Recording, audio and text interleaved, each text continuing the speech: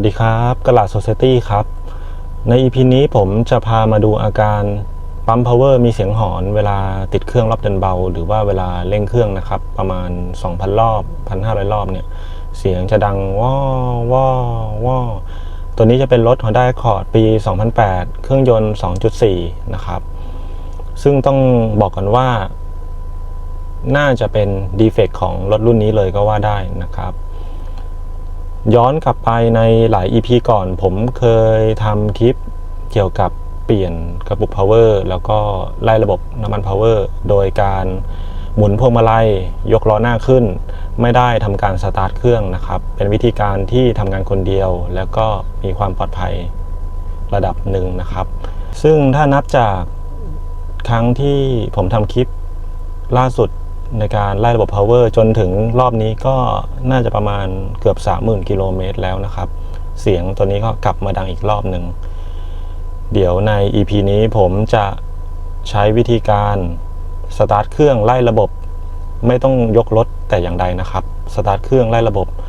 แต่วิธีการนี้จะค่อนข้างอันตรายนิดนึงแต่เดี๋ยวผมจะทำให้ดูว่าวิธีการจะเป็นอย่างไรเดี๋ยวลองไปรับชมใน EP นี้กันเลยนะครับเดี๋ยวมาดูกันที่ฝากระโปรงหน้านะครับจะสังเกตว่าปั๊ม power ไม่มีการรั่วซึมนะครับแต่จุดนี้ผมสันนิษฐานว่าในกระปุก power ในระบบตอนนี้น้ำมันจะค่อนข้างสกปรกทำให้การไหลโฟลของน้ำมัน power ในระบบไม่สมบูรณ์นะครับทำให้ปั๊ม power ตัวนี้การทำงานมีเสียงดังเดี๋ยวจะเริ่มจาก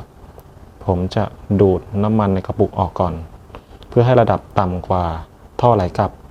เวลาเราถอดจะได้ไม่หกเลอะเทอะโดนสายพานนะครับ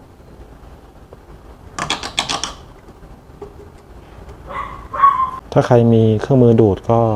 สะดวกหน่อยแต่ว่าของผมไม่มีอุปกรณ์เครื่องมือดูดนะครับอาจจะใช้ตัวช่วยแบบนี้นะครับ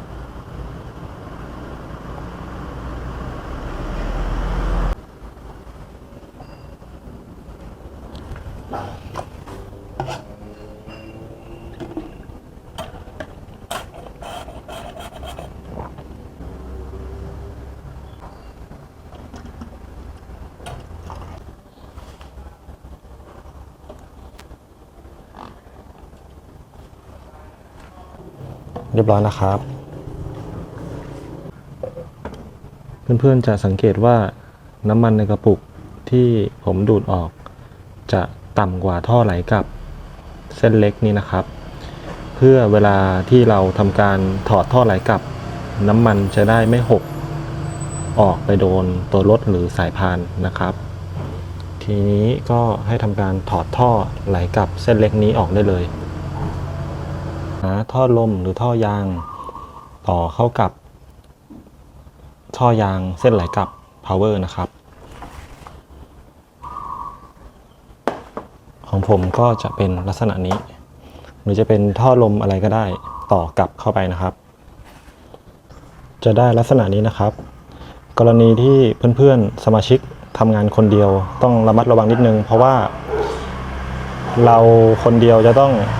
สตาร์ทเครื่องด้วยแล้วดูสายยางเส้นนี้ด้วยแต่ถ้ามี2คนจะช่วยจับไว้คนหนึ่งได้ปลอดคลิปยึดคอท่อน้ำฉีดกระจกออกแล้วก็เอาท่อยางเบี่ยงหลบนะครับ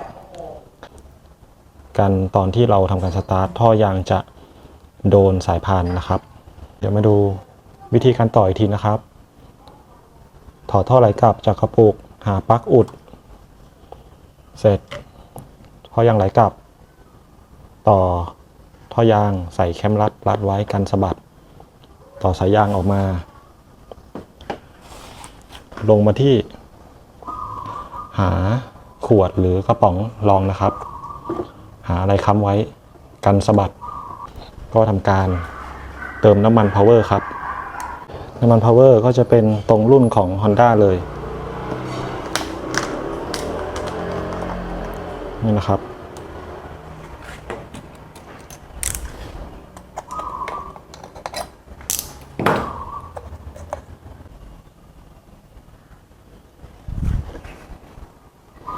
จากนั้นให้เพื่อนๆสมาชิกทำการสตาร์ทเครื่องแล้วก็ดับนะครับโดยที่ไม่ต้องหมุนพวงมาลัยเดี๋ยวลองดูนะครับ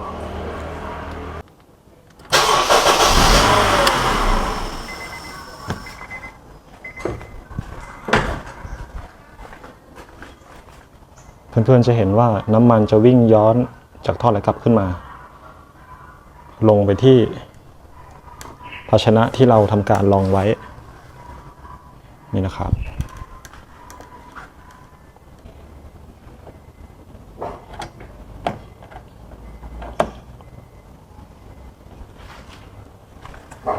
แล้วก็ให้เราทำการเติมน้ำมันใหม่เข้าไปอีกรอบครับ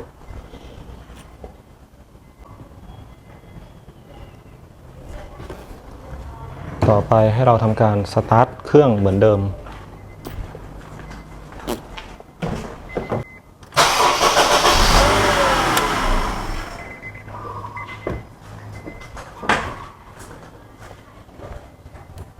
แล้วก็ทำการเติมใหม่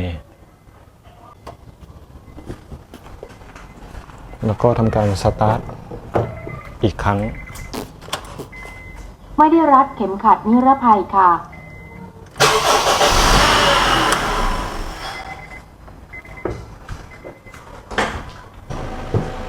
ขอตั้งรถหน่อย อย่าเข้ามาเดี๋ยวสะบัดหลบไปเร็วอย่าเข้าไปนะอย่าเข้าไปไม่ได้รัดเข็มขัดนิรภัยค่ะอย่าเข้าไปอย่าเข้าไปใกล้นะเป็น power เหรอเข้าบ้านเถอะทำไม่ได้หรอกไปแล้วไม่เอาแบบนี้นะครับมันเล่นไหมหรือจะให้แม่ทิ้งดิฮะทีนี้เพื่อนๆมาดูที่นี่น้ำมันที่เราถ่ายออกมาจากระบบโดยการสตาร์ทสีจะดำมากนะครับตัวนี้เดี๋ยวผมจะทำการไล่อีก1 รอบนะครับอาบ้าต้องล้างรถไหมไม่ล้างเข้าไปก่อนต้องล้างดูดีอย่าเข้าใกล้อันตรายเห็นไหมนี่เราทำอะไรถ้าป้าโอเคครับรอบสุดท้ายนะครับประมาณลิตรครึ่งผมจะเหลือไว้อีกครึ่งลิตรก็ไว้สำหรับเติมให้เต็มกระปุกตอนที่เราทำการล้างกระปุกเสร็จนะครับต้องเอาอยากล้างรถด้วยอ่ะเพราะว่ามันสากระปุกมันโดนฝุ่นเนี่ยหลบก่อนเร็วๆป้าเดี๋ยวขอล้างรถหน่อยนะหลบก่อนเดี๋ยวเอามาดูให้ว่าเต็มนะไม่ได้รัดเข็มขัดนิรภัยค่ะ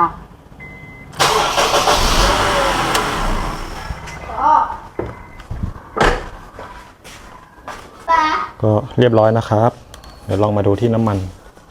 ในการสตาร์ทครั้งสุดท้ายสีจะดำมาก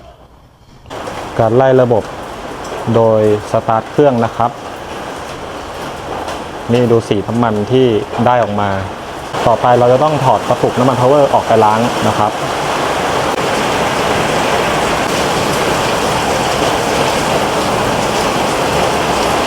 พอเราถอดท่อยางปุ๊บให้เราทำการดึงกระปุกพาวเวอร์ออกมาได้เลยนะครับต่อไปขั้นตอนการล้างกระปุกพาวเวอร์ก็ไม่ยากนะครับให้เพื่อนสมาชิกถอดท่อออกมาแล้วก็ถอดท่อยางออก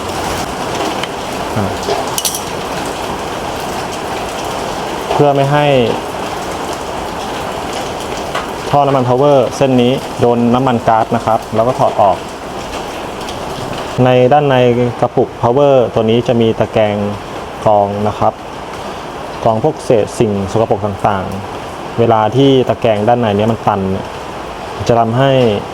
น้ำมันพาวเวอร์ในระบบไหลไม่สะดวกทำให้เป็นสาเหตุหนึ่งทำให้ปั๊มมีเสียงหอนนะครับแนะนำนิดนึงว่าตะแกรงด้านในพยายามอย่าไปทะลวงหรืออย่าไปเอามันออกเพราะว่าจะทำให้เศษสิ่งสกปรกต่างๆในระบบพาวเวอร์นี้ไหลเข้าสู่ปั๊มพาวเวอร์ทำให้ปั๊มพาวเวอร์สึกหรอนะครับเทเข้าไปปุ๊บมีการปิดฝา เราทำการเขย่านะครับแต่ถ้าก้นกระปุก power สกปรกมากๆก็แนะนำให้เปลี่ยนใหม่เลยดีกว่านะครับ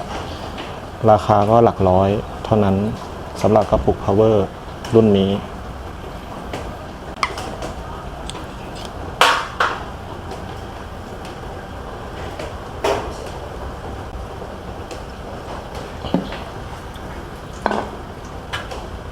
ผมจะล้างสักประมาณ 2-3 รอบก็น่าจะเพียงพอ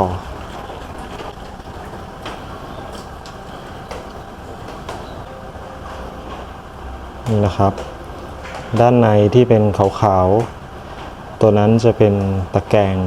กรองเศษสิ่งสกปรกก่อนที่น้ำมันจะเข้าสู่ระบบ power นะครับ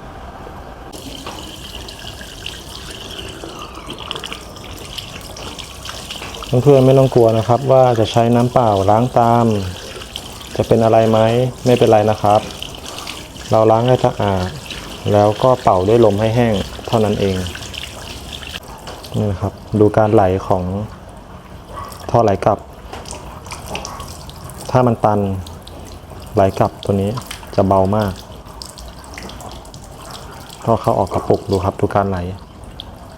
แบบนี้คือน้ำมันในระบบไหลโฟลว์สะดวกแล้ว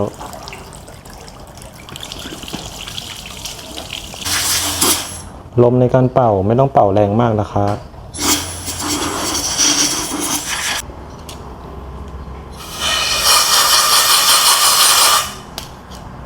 ที่ท่อยางจะมีมาร์กตรงนี้นะครับให้ตรงกับมาร์กที่กระปุกแล้วก็ใส่แคมรัดเข้าที่ตำแหน่งเดิมเพื่อกันอากาศเล็ดลอดเข้าระบบนะครับกรณีที่ท่อยางของเพื่อนๆสมาชิกแข็งกรอบก็แนะนำให้เปลี่ยนทั้งท่อเข้าออกกระปุกเลยนะครับเพราะเวลาเมื่อท่อยางเข้าออกกระปุก power เวลามันแข็งกรอบหมดสภาพนี้จะทำให้อากาศเล็ดลอดเข้าระบบได้นะครับทำให้ปั๊มมีเสียงหอนได้เหมือนกันนะครับอาการนี้ทีนี้เดี๋ยวผมจะทำการประกอบเข้ากับตัวรถเลยขั้นตอนการใส่แคมรัดก็พยายามใส่เข้ากับตำแหน่งเดิมนะครับที่ถอดออกมา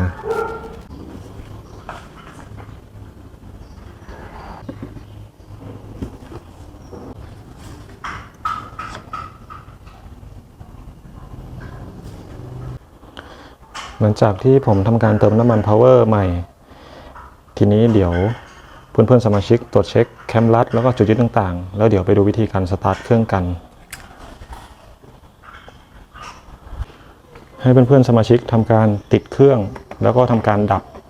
เพื่อให้ปั๊มในระบบดูดน้ำมัน power จากกระปุกเข้าไปเลี้ยงระบบก่อนนะครับแล้วค่อยทำการเติมเข้าไปใหม่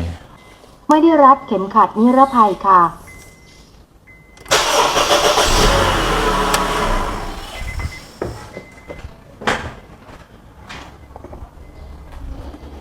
จะสังเกตว่าน้ำมันในกระปุก power จะยุบลงเพราะว่าปั๊ม power ดูดเข้าไปในระบบนะครับ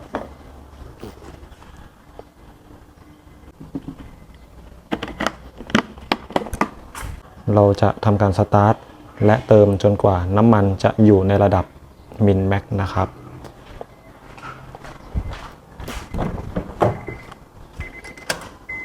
ไม่ได้รัดเข็มขัดนิรภัยค่ะ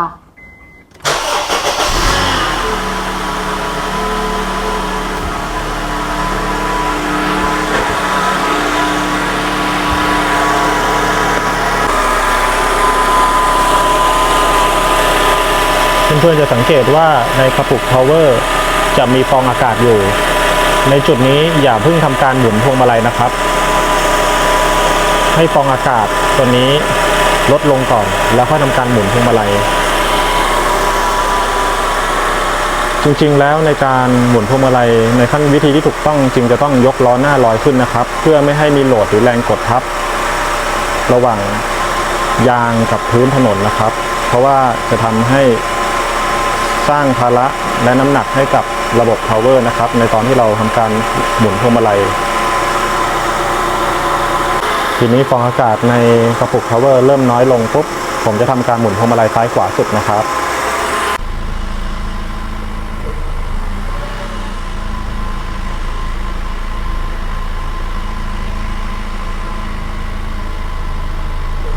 เราจะทำการหมุนซ้ายสุดขวาสุด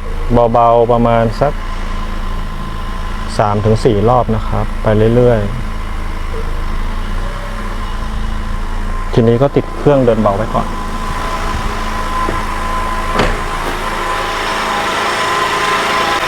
เดี๋ยวไปดูที่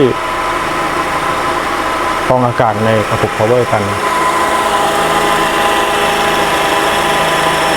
เพื่อนๆจะสังเกตเห็นได้ว่าน้ำมันในกระปุกเริ่มทำการหมุนในระบบฟองอากาศจะเริ่มน้อยลงเรื่อยๆนะครับให้เพื่อนๆทำการติดเครื่องเดินเบาไว้ก่อนสักพักนะครับตรงนี้ทีนี้เมื่อระดับน้ำมันอยู่ในระดับมินแม็กเสร็จปุ๊บก็ให้ทำการปิดฝากระปุกได้เลยฝากระปุก power ถ้าคีบตัวนี้หลวมแนะนำให้เปลี่ยนใหม่นะครับเพราะอาจจะทำให้อากาศเล็ดลอดเข้าที่ฝากระปุกได้นะครับเดี๋ยวผมจะทำการวิ่งทดสอบเดี๋ยวไปดูกันนะครับ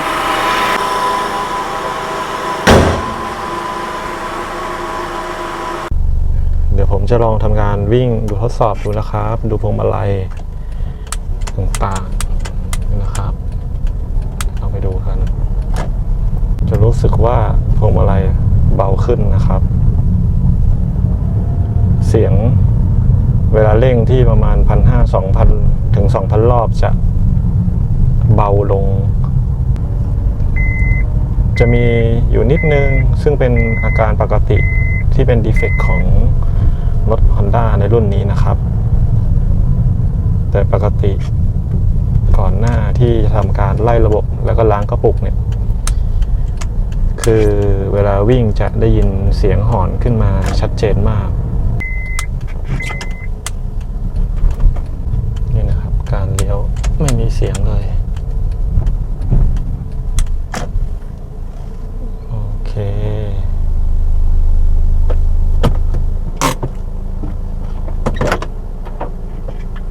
นี่นะครับ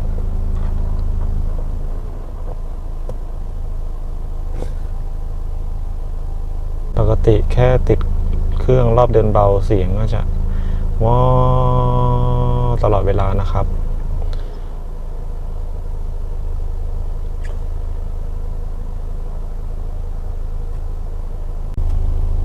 สำหรับ EP นี้ก็ฝากไว้ครับวิธีการไล่ระบบแบบสตาร์ทเครื่องไล่นะครับซึ่งการปฏิบัติคนเดียวก็จะยุ่งยากนิดนึงเพราะว่าเกี่ยวกับความปลอดภัยนะครับจะให้ดีก็ถ้ามีแม่แรงก็พยายามยกล้อหน้าขึ้นแล้วก็ใช้วิธีการหมุนพวงมาลัยไล่ดีกว่าในคลิปก่อนๆที่ผมเคยทำไว้นะครับวิธีนี้อาจจะหกเลอะเทอะหรือไม่ก็อันตรายหน่อยในการปฏิบัติงานสำหรับเพื่อนๆสมาชิกถ้าทำการเปลี่ยนและไล่ระบบด้วยวิธีนี้แล้วสุดวิสัยจริงๆที่น้ำมันจะต้องหกเลอะสายพานในหน้าเครื่องก็แนะนำให้ทำความสะอาดจุดต่างๆที่เลอะน้ำมัน power ก่อนนะครับพวกสายพานพวกหน้าเครื่องต่างๆก่อนทำการสตาร์ทนะครับเพราะไม่งั้นอาจจะทำให้สายพานหน้าเครื่องเสียหายเกิดการยืดหรือว่าเสียงดังได้นะครับในจุดนี้ก็ฝากไว้ด้วยสำหรับ EP นี้การไล่ระบบน้ำมัน power แบบสตาร์ทเครื่องไล่นะครับ